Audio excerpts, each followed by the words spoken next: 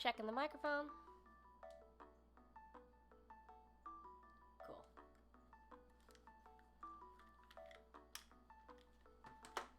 Gonna get started in a minute or two, friends.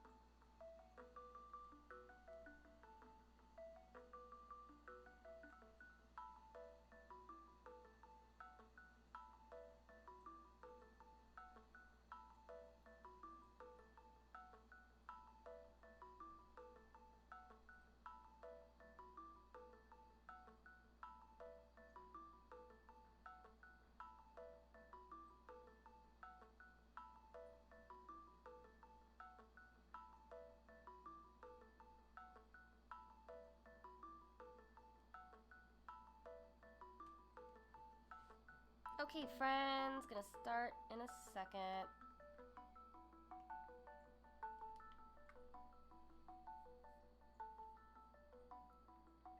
Hello, good morning.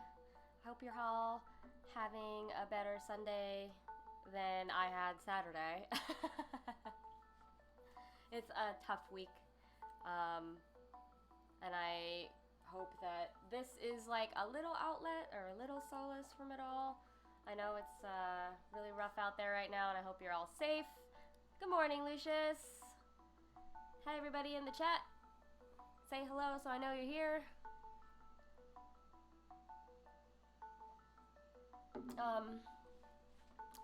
I had a really great time on Friday night. Good morning, Martin. Friday night, I was a guest on Critical Bits Twitch stream. They are another tabletop RPG podcast, but you know, during quarantine, they started live streaming a game called Pasión de las Pasiones, and it's a telenovela themed game, and I got to guest as the shocking reveal that I was Veronica's mother. It was really, really fun. I keep rewatching some of the clips because I'm channeling a lot of the older women in my life, and it was just really cathartic to play that way. I don't know. I never thought that I would be adequate as a role player, but it was so much fun. It's up on YouTube and up here on Twitch if you look for Critical Bits. Oh, thank you. It was fun to watch. Even for me. I watched it directly after we stopped recording, and I was up so late. But hello and welcome. This is Zine Dreams. I'm trying to do this thing where I do a proper introduction. This is Zine Dreams, a stream on Sunday mornings at 12 p.m. Eastern, where I talk about independent magazines and commercial magazines and magazines in general, and it's really fun to look at what I'm reading every week and get through my archive so I can get rid of it. Today, we're gonna go through Put an Egg on It, number 9. We're also gonna look at this relic. It's a piece that I tore out of Print magazine. Like, the name of the magazine is Print. And it was called Unfit to Print. And it's this amazing, amazing archival relic of web design for journalism sites. So we'll go over that in a second. And then we're also going to hit up Edible Brooklyn's water issue. So we looked through Edible East End's water issue, and so we'll see how that differs in this issue. But for those of you who are new, I'm Jen. Hi. I have a stream on Wednesdays where I talk about ingredients and recipes that airs at 5 p.m. Eastern here on Twitch. And then I'm here every Sunday at noon to talk about zines, how we make them, what's interesting about them. I love them. Last week on the food stream, we talked about Spam, which was really fun. I did a demo of making Spam musubi. We talked at length about tofu, how it's made, and what you can do with it. And what was the last thing? Asparagus, which is coming into season right now. So that was really useful and helpful. I'm in search of a few more food topics for this coming Wednesday. So if you have any suggestions or ingredients you want to learn about, please DM me or chat or let me know and we'll figure it out. Cool? So, yes, I'm Ramwitches. This is my username on Instagram and Twitter. You can follow me there. I have a Patreon, also /Randwitches. I have a YouTube, that is /JENNDLV. Give me a follow on all those places. That's how I keep things going. But I just want to get to the good stuff now. How's the audio, friends? Is it okay? Just want to... Let's put egg on me. I feel this morning like a poached egg. There we go. Thank you. Audio is good. Okay, let's talk about Put an Egg on It, number 9.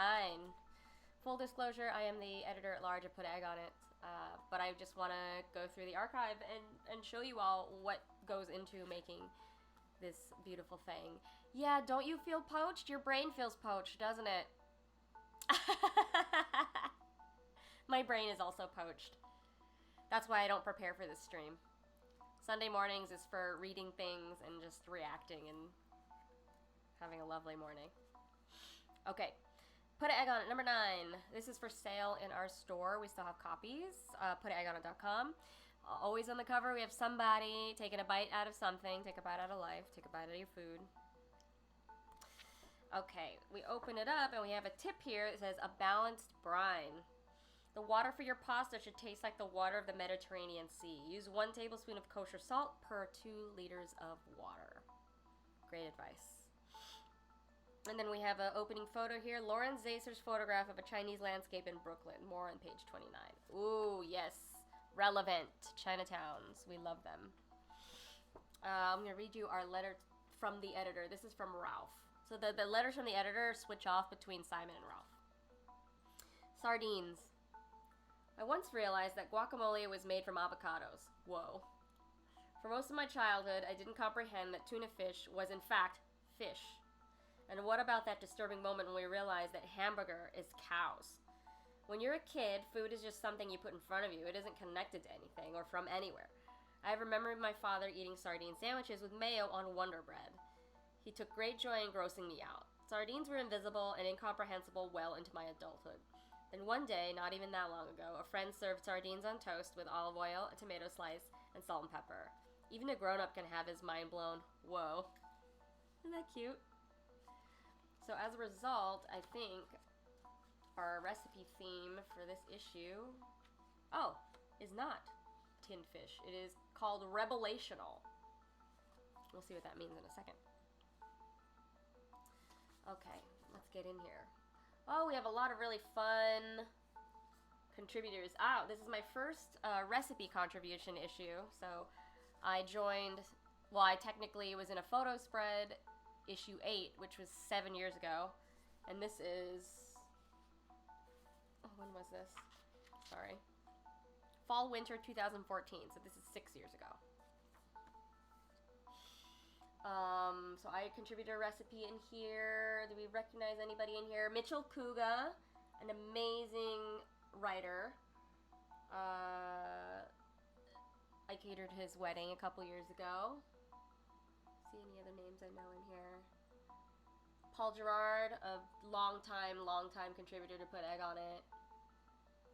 Kristen Taylor, founder of Saucy Magazine and Salty Magazine.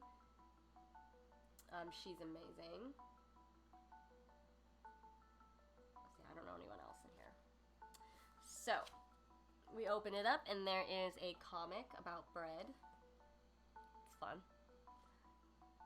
That is by E.A. Athea.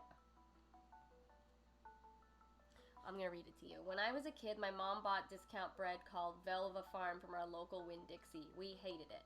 Now I'm grown and make my own choices, wise or not. I pay like $8 for a petite pain and do not flinch. No more Velva for me, Mom. What we wanted was the far superior bunny bread, a softer, more sophisticated loaf bread, presumably by a blue rabbit.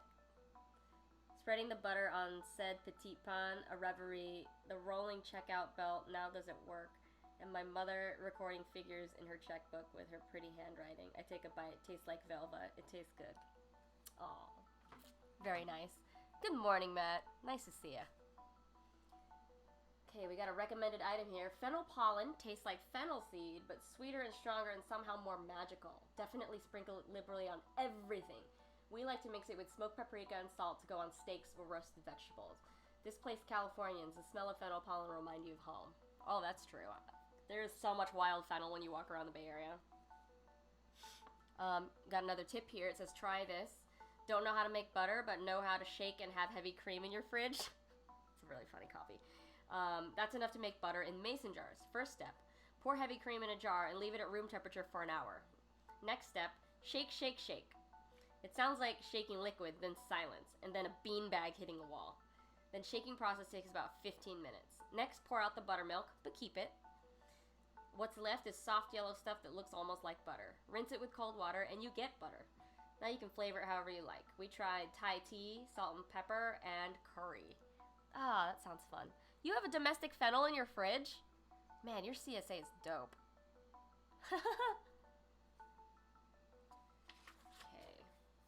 We have a piece here by Alexa Vachon called Foodgasm. I'll read you the first paragraph. What is Foodgasm? Trying to get a direct answer from any of its co-creators. No, Alexa, stop! What was that? Why did she answer? Oh, it's because the author's name. Excuse me. I'll start over this paragraph. What is Foodgasm? Trying to get a direct answer from any of its co-creators takes you on a journey through ideas, sensation, queer theory, and 2 continents. Based in Berlin, Germany, Foodgasm started as a performance and celebration of food, magic, and family.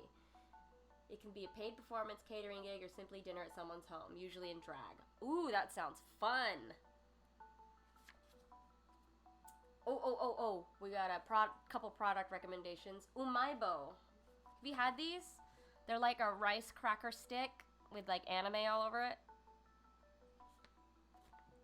Umaibo is a Japanese snack, which literally means yummy stick. Oh my god. Children often call it the king of snacks. There are over 10 flavors: cheese, salami, chicken curry, to name a few. Though consumed by the masses, Umaibo were a rare treat in my household. My mother ran a pastry shop, so she was always careful with what we ate. She wouldn't let us near any snack store with treats full of additives. Since it's only natural for kids to do what they are told not to do, I was 10 and my sister is 6 when we went to the forbidden snack store after school. How cute! Great little snippet story from Naoka Hirayama. Have you guys heard of beaver nuggets?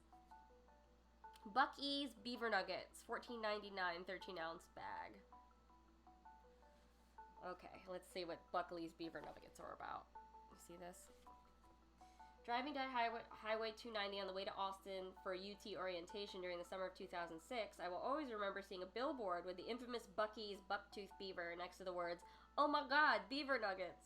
That's all it said. Are they actual nuggets made out of beaver meat, I wondered, as our car sped along the Chapel Hill Brenham Giddings elegant in manner.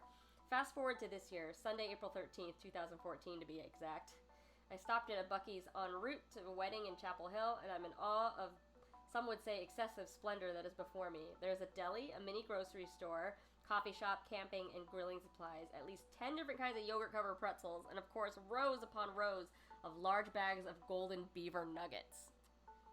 They are caramel and butter glazed corn puffs. Similar to caramel flavored popcorn, but better and more addictive. They stick slightly to the teeth, but dissolve all of a sudden, leaving little to no sticky residue behind. Interesting. Beaver nuggets. Has anyone ever had a beaver nugget?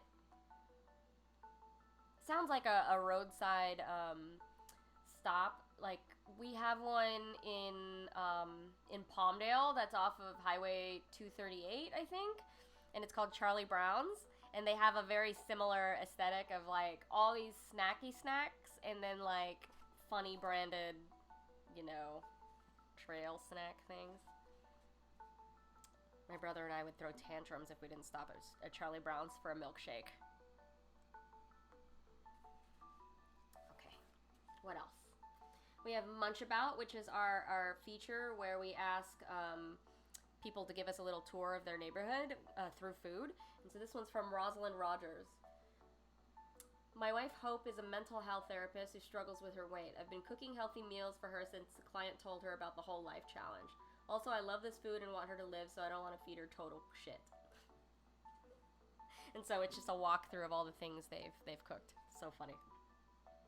Great. Oh, here, Friday, me time. This is how I drunk late night snack. Take a pork chop, some Jane's crazy mixed up seasoning, olive oil in the pan, and drunk cravings satiated. I'm a carnivore extraordinaire. Hell yeah, pork chop. Sounds great. We have an illustration here. An effective eviscerator. Always use a sharp knife. It's safer and more efficient. It's true. Make sure your knives are sharp because it's actually way more dangerous to have a dull knife because it can slip and stab you. And being stabbed with a dull knife is not as pleasant. I mean, being stabbed in general is not pleasant, but with sharp knives, you generally don't feel it at first. And it's usually when you're washing the dishes or cutting a lemon or like touching a lemon or something like that later where you feel like, oh wait, I have a cut somewhere. But dull knives, you know, like that hurts. Like it really hurts. We got some photo spreads in here, like old-timey photos. What's this from?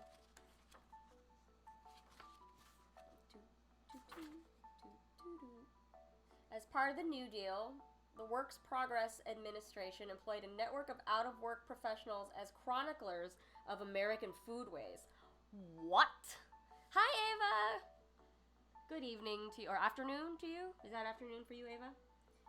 So this is 1930 to 1941. The Federal Writers Project photographed oysters at political rallies, pilau preparation, barbecues in California.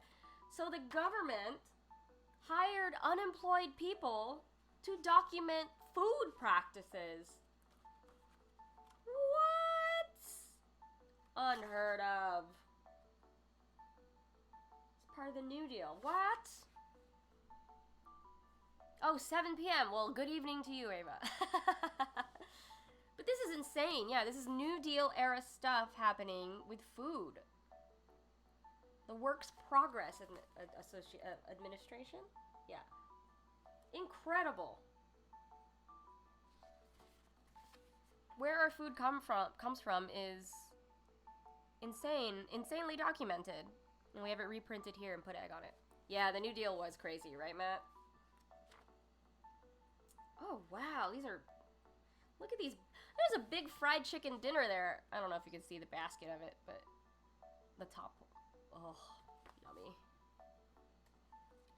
Yeah, some of the jobs they created were almost unheard of before. Yeah, totally. These are amazing. Okay. We have a piece here from Bonnie Pipkin, Midnight Madden, it's not an S, Madnal.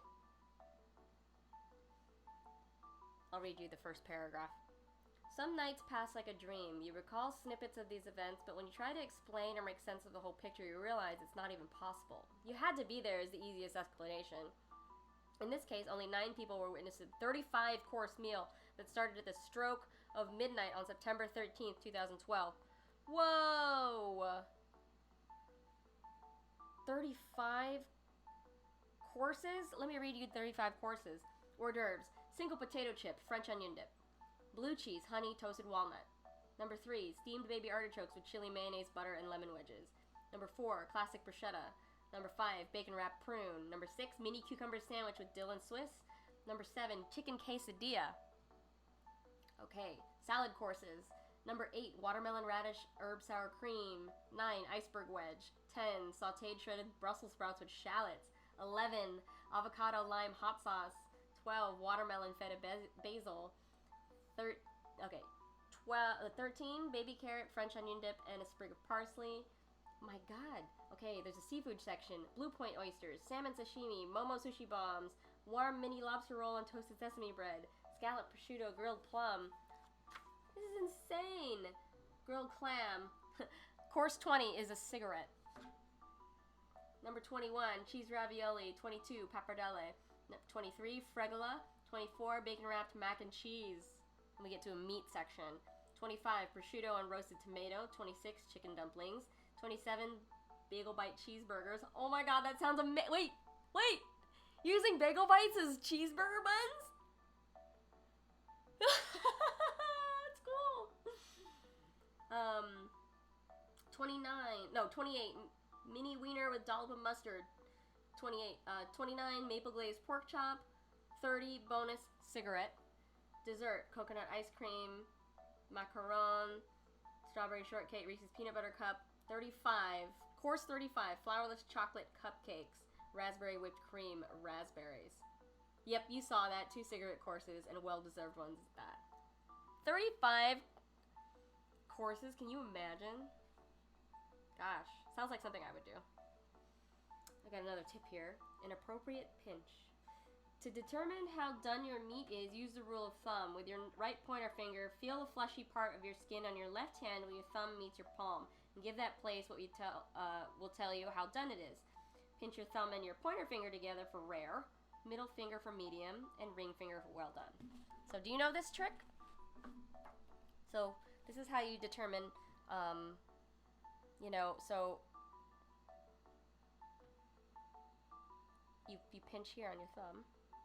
You're like, okay, does the steak feel like this, and like this? So your ring finger is more done, your pointer finger is more rare. Isn't that creepy? This is meat doneness. Because the tension in your muscle here, it equates to a steak. Yeah. Anyway, it's a good trick. We have a piece here from Mitchell Kuga called Makanai. I will read you the first paragraph. Google Images would tell you that a family meal is defined by its orderliness. 4 smiling faces huddled around plates of shiny romaine lettuce, toothy laughter, and amid bites of pasta. Dad wears his freshly pressed button-up, daughter bites into lettuce, mom beams, there's usually a bowl of fruit at the table. Oh, and this is Mitchell's account of what family meal is at Momo Sushi Shack, which is a great little restaurant in Bushwick. He worked there for a long time. Does not work there anymore. But makanai is basically family meal Japanese places. So that's the stuff that they eat before service starts at a restaurant. Super fun. Makanai! A piece here by Simon called Secrets. We take our secret formula seriously, and the tighter the lid a company has on theirs, the more we enthusiastically make up stories about it. You may have heard that just 2 people at Coca-Cola know how to mix the syrup, and each person only knows half the formula. I always wonder what exactly the big deal is, even if I had a detailed Coca-Cola recipe. I doubt my concoction would turn out exactly like the original. I keep imagining Louis Oster, the inventor of the egg cream, in the back of his candy store with the windows blacked out, measuring chocolate syrup ingredients, searching for the perfect balance. He told no one, and the recipe died with him. But the egg creams of others lived on, each developing their own loyal following. Did Oster's recipe really contain something secret and special that no one knew about? What could it have been? I believe the secret Oster had was less than specific and more or physical than that, something more akin to the magic touch. Wow. It's a good thing to think about, secret recipes. We have a piece here by Paul Gerard about timing. Let's see. Oh, here, we got the piece, the photo spread about Chinatowns.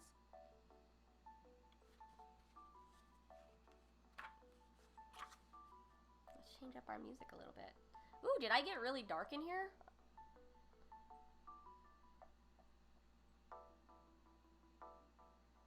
I'll load another song here.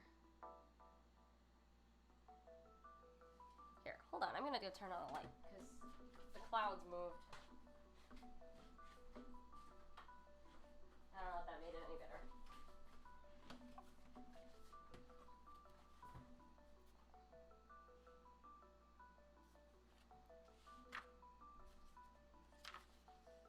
Laura Zacer takes a look at New York's Chinese takeout places and the large Chinese landscape prints that hang in each one. Is that true?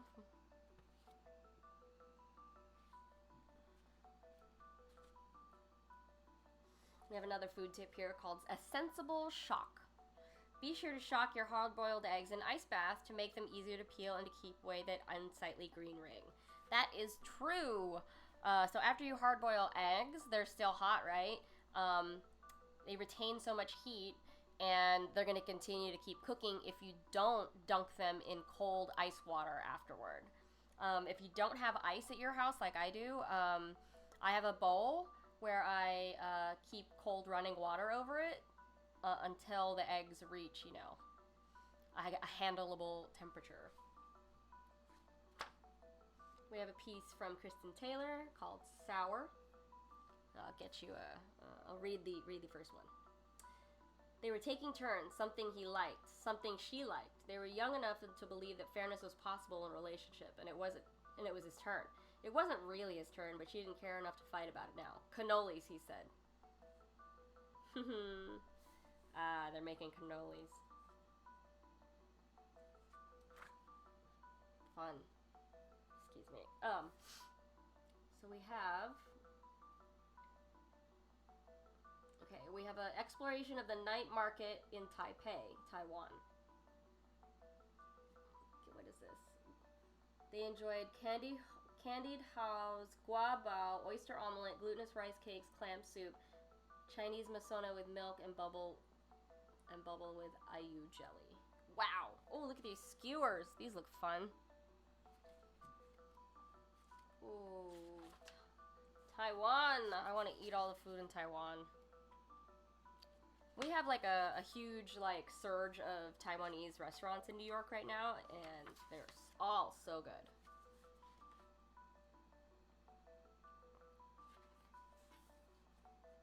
And if you're able to order or find a local Taiwanese place, you should try it. They have really good like fried pork chops. All their rice dishes come with like mustard green. Yeah. Ooh, my favorite is fantuan, which is a rice roll with like a savory donut on the inside. Yeah. Lucia says, Taiwan night markets are great. Yes, I want to go someday. Someday. Okay, we got another food tip here called a gentle bend. Folding is how you combine ingredients without knocking the air out when you're mixing batter. Using a big bowl and a rubber spatula, scoop the batter from the bottom to the top, turning the bowl. So you're not stirring. Folding is like running it along the edge, lifting up, and then doing it again. Run along the edge, lift up through the batter, and then turn the bowl. It's great. Okay, our recipe section. It's called Revelational. Why is it called Revelational? Oh, it's recipes you may have, rebelled with in your family. So here, for example, as a child, risotto milanese was the accompaniment to one dish in our house, ossobuco. The ossobuco was never served without it, and in turn the risotto was never prepared on its own. Somewhat laborious task of stirring the risotto was always offset by the knowledge that we were about to sit down to a platter of veal shanks, sticky from their own juices and showered mountains of garlic, parsley, and lemon zest. The risotto stirring was not a preferred task, and you spent most of your time trying to flag down anyone walking through the kitchen to take up your station, an unspoken game of musical chairs. Having returned home one winter on break from New York, I found myself once again assigned the position of stirrer. With the attitude of a culinary degree and several years of brutal New York City line cooking under my belt, I cranked the heat on the risotto to high and started ladling and stirring it like it was 7 p.m. pre-theater seating on a Saturday night. My Italian mother looked over me and asked what I was doing. I replied with little known fact that you can actually get risotto cooked in 17 minutes start to finish. She looked at me and asked, why would you want to? What was the point? And oh, by the way, turn that heat down right now. So I did. And I've been turning the heat down ever since, trying to take it slow and cook with intention. Oh, that's nice. Got recipes for goat cheese brulee. That one's from me. That was fun. Oh, yeah. That's also in my cookbook. We have stone fruit gazpacho. Nona's ricotta balls, stuffed lobsters, dry sherry punch. What is a bacavogado? Okay. Bacoavogolato. What is that?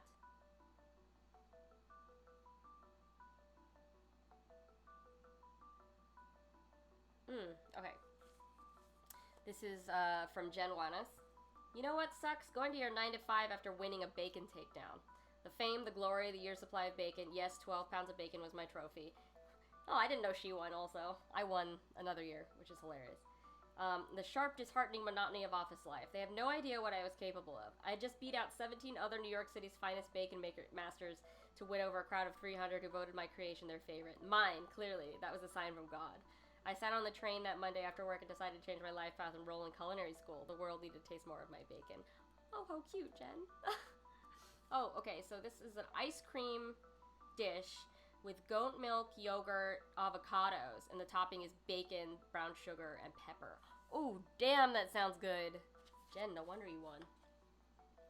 We have a recipe for curried apple raisin chutney, roasted Thai eggplant. And then we have from the desk of the editor. So literally photos of editors having lunch at their desks. Might recognize some people in here. Malika Garib from Runcible Spoon / NPR. Kristen Taylor from Saucy. George Francis King from Kinfolk. David Tamarkin. Anna Dunn. Do I know anyone else? Oh, Paul Lowe Einling from Sweet Paul. It's fun. And our last page is a feature on Susan Spicer. Yeah, so that is Put an Egg on It, number 9. On sale still at puteggonit.com if you want a copy. That was fun. I like reading to you all. It's very relaxing. Let's change up my music a little bit.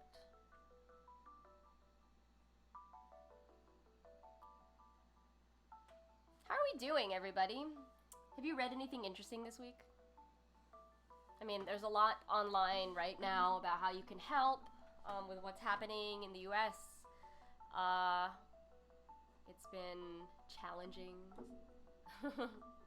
you know, being online. So I hope you all are taking breaks, taking care, asking your friends if they're okay. I know. Matt says he's been scrambling to gather info. It's really hard to verify, you know, information, like what are the right funds to donate to, what are the right resources, but yeah, that's part of the work though, right? Of being an ally.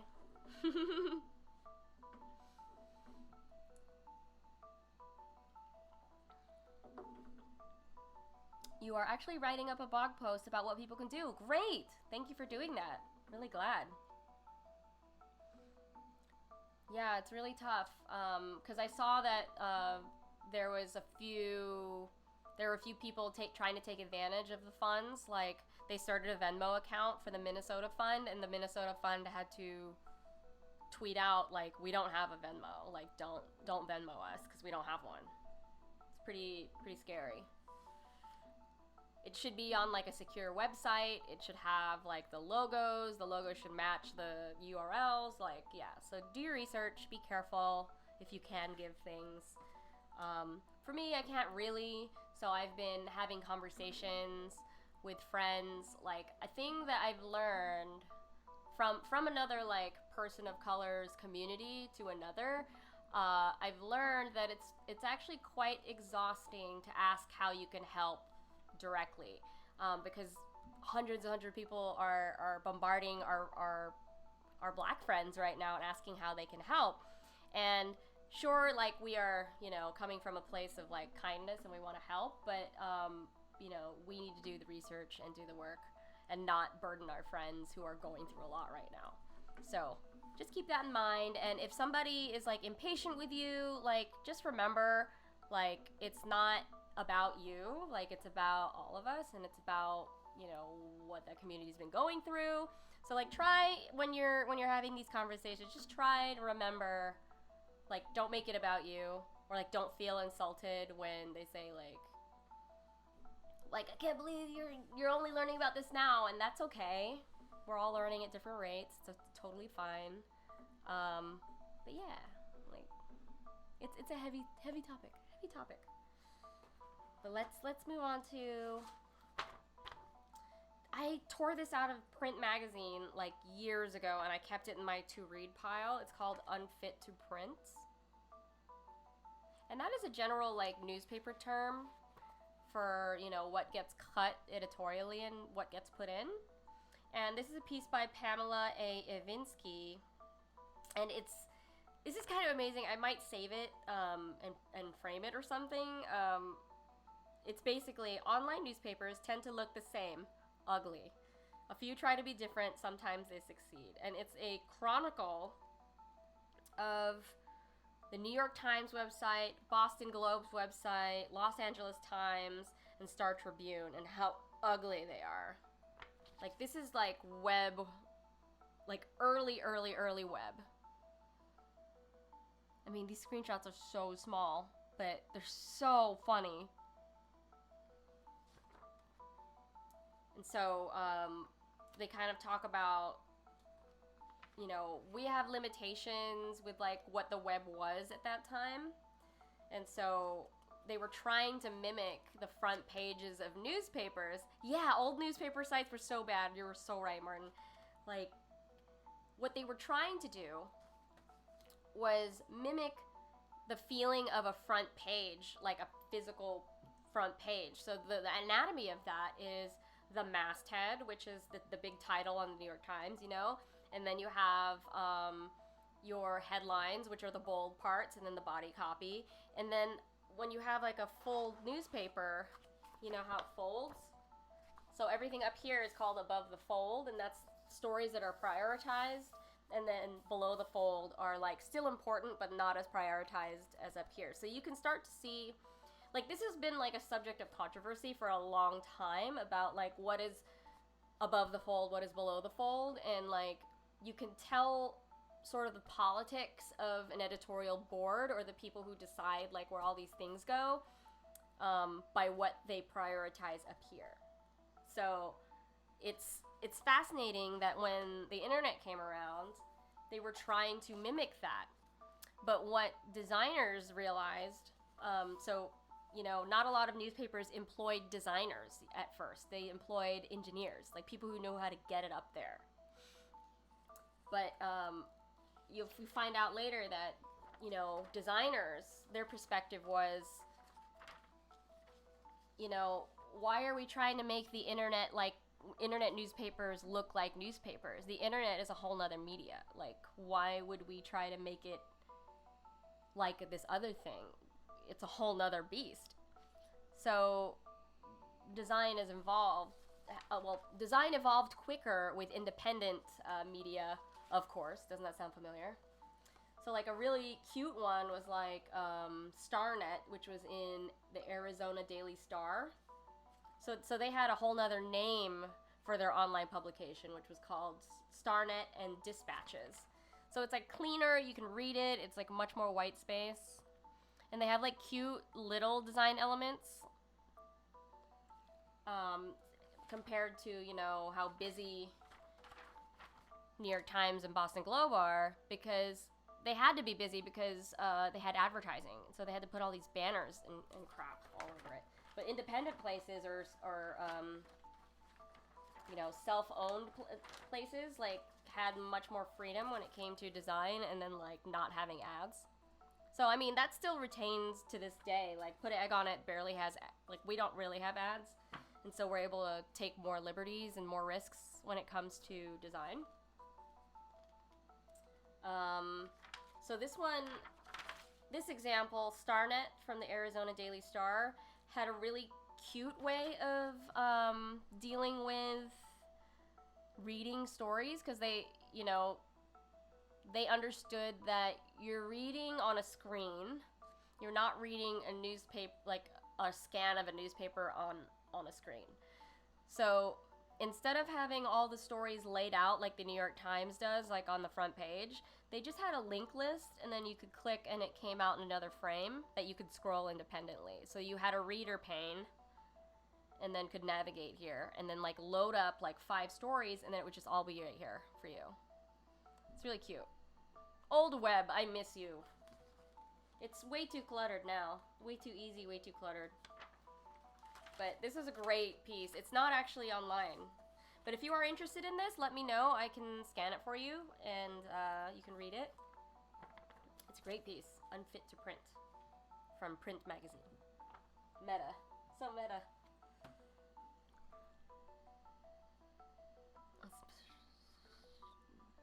Let's shuffle the music here a little bit. Okay. Finally. Let's get to Edible Brooklyn. Martin says, current newspaper sites have a million tracker scripts that make my phone sad. Yeah, my phone gets so hot now from all the ads. Like, some sites are just not mobile friendly, you know? Like, a lot of, like, bloggers, when you reach their website, they have a pop-up, and it's like, do you want to subscribe to my newsletter? But then the pop-up, the button, the X button, is, like, off-screen for mobile, so you can't close it. It's so stupid. Optimized for mobile, everybody. Pay me. Okay, we're gonna look at Edible Brooklyn, number 29, spring 2013. Pretty. Do you recognize the bottom of that? It's roots. So if you're growing your own scallions at home, you might recognize this. That's what it looks like. Matt says, the idea of a site not being mobile friendly in this day and age is absolutely baffling. Yes. Yes, it is. Let's open her up here.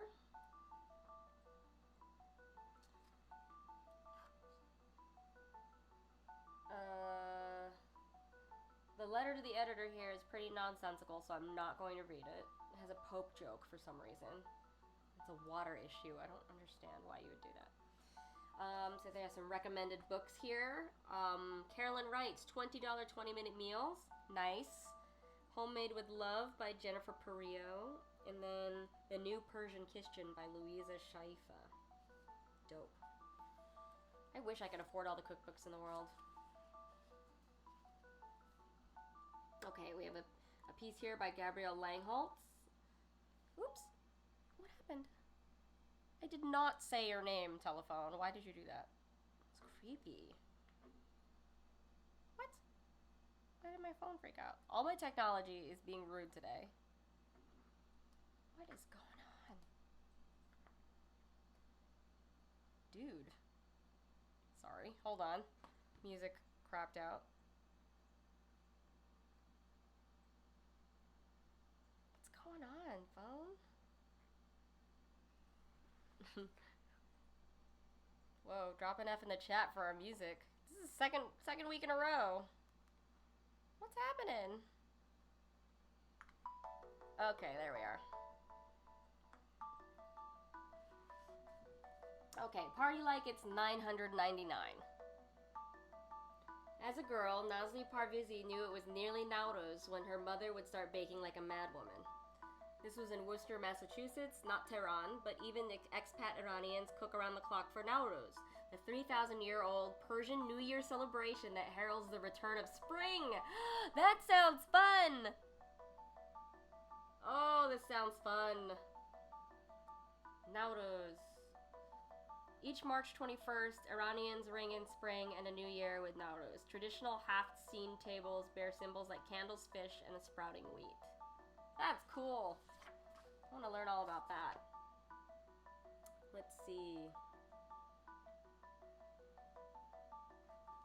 Where is it? Oh, this looks delicious. All this food. Sorry, I get all distracted. I'm reading it silently and like not showing you.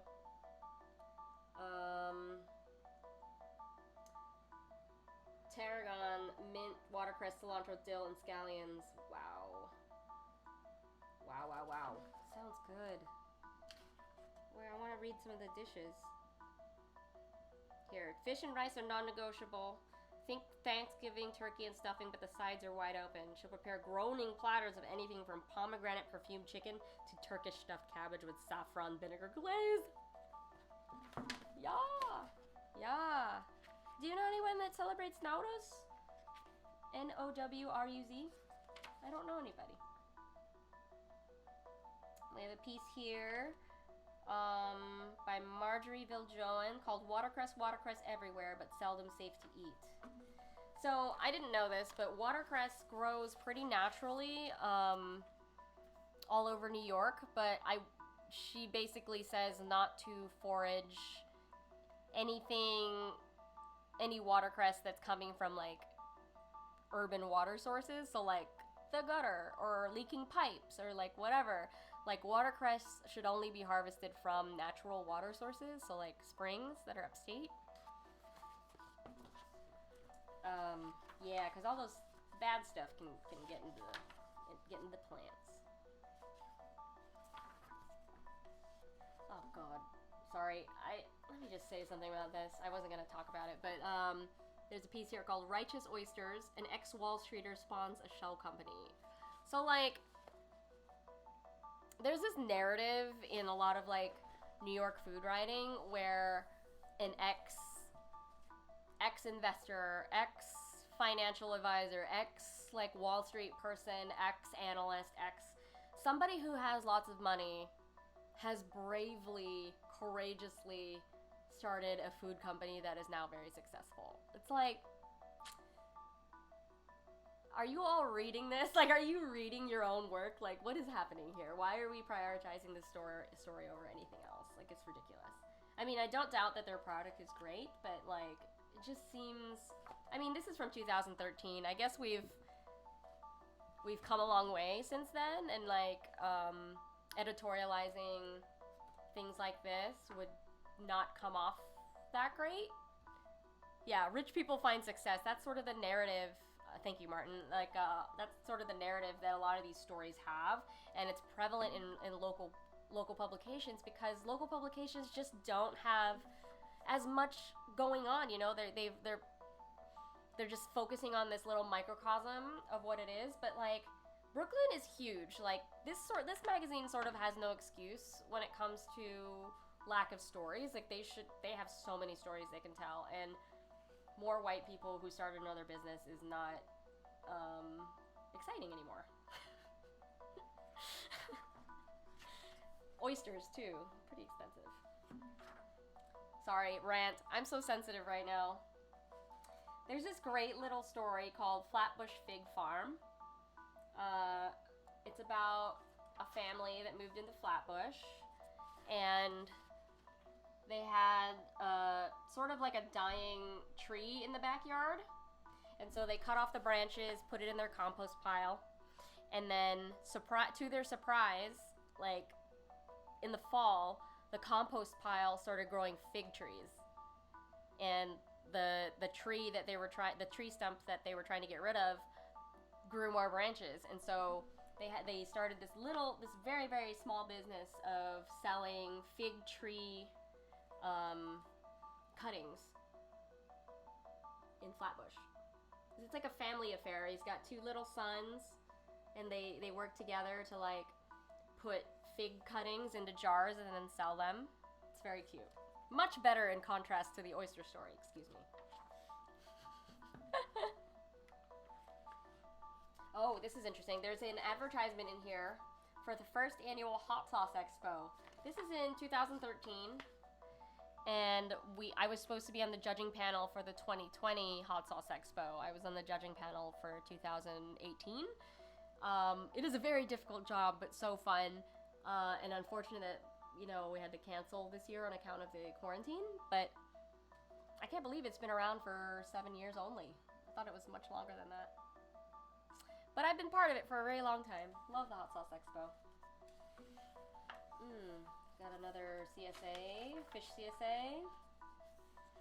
There's an article in here by George Weld called Closing the Loop. Coming face to face with the unspeakable part of the nutrient cycle, meaning poo. I'm gonna skip over that. There's a piece here by Paul Greenberg. Holy mackerel, you've caught a mess of highly perishable fish. Now what? Isn't that, yeah. Constant problem for me. I come into a giant amount of food and don't know what to do with it.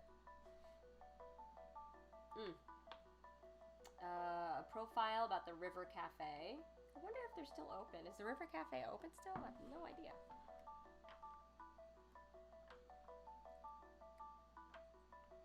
Squid pro quo, how Americans developed a taste for one of the greenest ingredients of the sea. Let me read you the beginning here.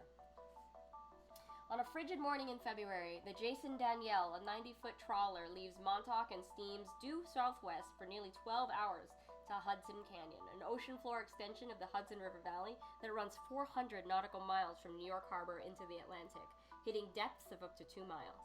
The canyon is frequented by winter fishing vessels down here in pursuit of the vast schools of an abundant catch, squid.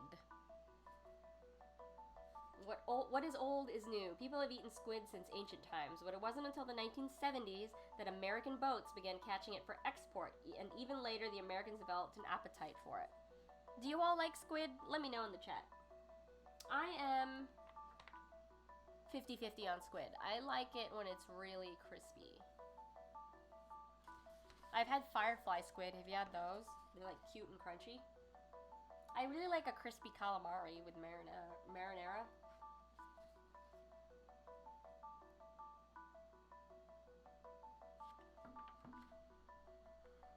You like squid. Lucius likes squid. Martin grew up with eating calamari at your local Italian restaurant. Sounds about right. Me too. Matt, I think I've had it once and it was fine. I like it real crispy.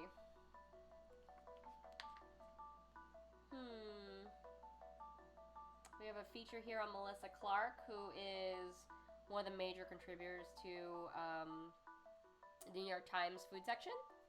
There's a column there. Let's see.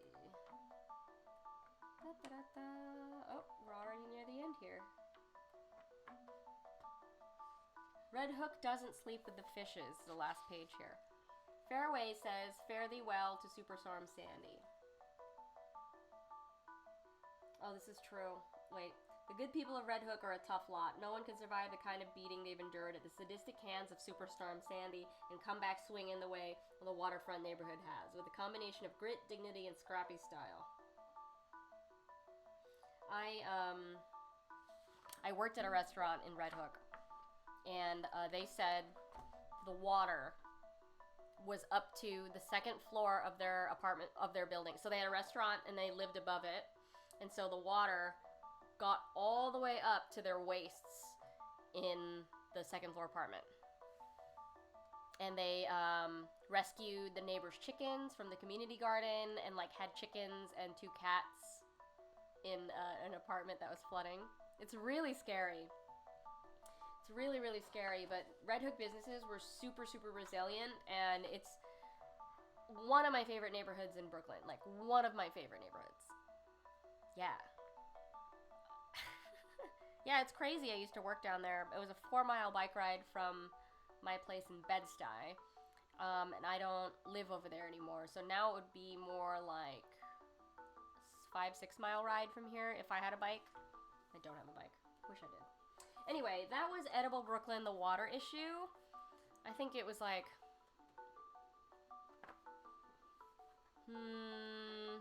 lots of really expensive ingredients they were talking about here. But not as bad as the East End issue that we read a couple weeks ago. What is everyone else reading? You want to tell me what you've been reading this week?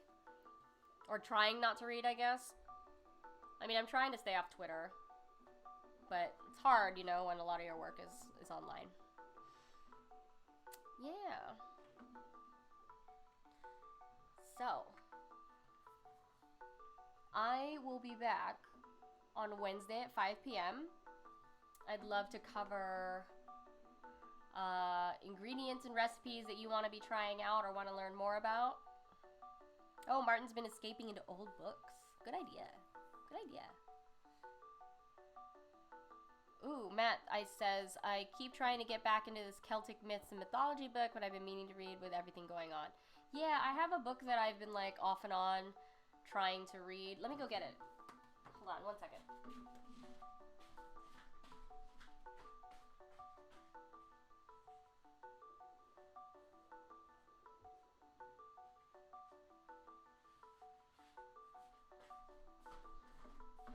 It's called The Horologicon.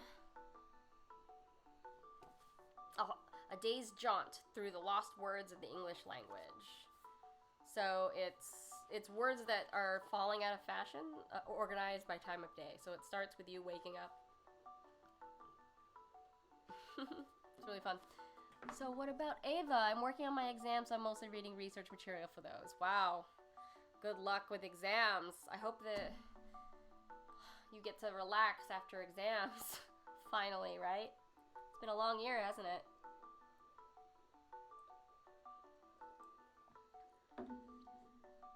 Oh, Lucius, I've been cleaning up my iTunes library alphabetically and been reading about each band online.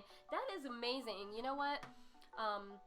My friend Brian was asking, how do people do it? Like, how do you keep discovering music? Like, how do you listen to music? How do you do that?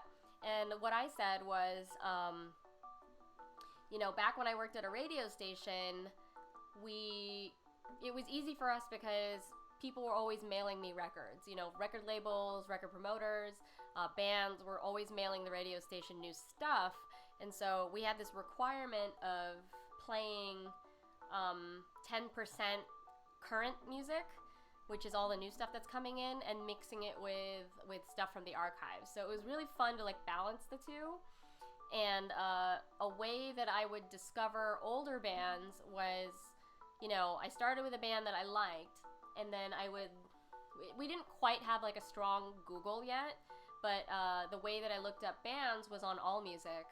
I don't know if AllMusic is still a thing, isn't it? But anyway, allmusic.com was like the IMDb of bands, so that it listed like, it had like wiki-like pages about each of the bands, and then it had a list of all the associated acts. So anyone that's ever opened for them, anyone that has been like a member that's changed in and out, the bassist from this band is now the lead singer of this band. And so it was like a really cool way to like find threads through like music history. And so I gravitated toward electronic things, but I had a really long jaunt into twee and indie pop and post-rock, which is still something I listen to all the time. Yeah, Lucius, you've been using AllMusic. Great. Oh, yeah, it's full of ads. You don't keep it open. I agree. It wasn't like that before. That sucks. But it was one of the most helpful things. I mean, Discogs is another one. That's more for, like, record collecting heads. But because I worked in the music industry, it was pretty easy for me to trace those things because I knew what bands came from what labels. And so if I look at the label roster, you get like a whole nother list of bands. And then if you know who is the publicist has a roster. And so those rosters are like pretty similarly curated. So like a label will have like this direction of genres, and then a promoter will also have like this direction. And so it's really interesting to look into that stuff. There are some independent promoters that I still like, and they do a lot of really cool projects. Like one of them is called Terrorbird. It was founded by George and Jess, people that I wanted to work with when I was starting out in music. What else? There are other promotion groups out there. Oh, like Tiger Bomb out of Georgia. That's run by my friend Shill. Oh, and independent radio is still a thing. Like college radio is still a thing. So locally here we have WNYU, we have WBAR, Barnard College. We have WFMU, which is a community station out of Jersey. Those are the three big ones that I, try to pay attention to. And also, free music archive is also amazing. Oh yeah, Martin has great advice here. I also look at who's playing at my favorite venues. I mean, right now it might be live streams. Like Nowadays has great live streams. The Good Room has a great live stream. Baby Castles, yeah. Wonderville is doing live streams as well. Amazing. I love talking about music. Well, maybe I should start a third stream where we talk about music only. How many hours do I have in the day? My goodness. Alright, my friends. I think I'm going to pack a snack lunch and take a walk. I hope that you read more things that are relaxing you. Try to stay away from, Twitter if you can, if you're able to. I'm here for you. Ask me food questions for Wednesday. I'd love to help you out. I hope that this next week is easier for all of us. If you get overwhelmed, take a walk, take a nap, have a snack, and hopefully I'll see you on Wednesday at 5 p.m., okay? Bye, everybody. Happy Sunday.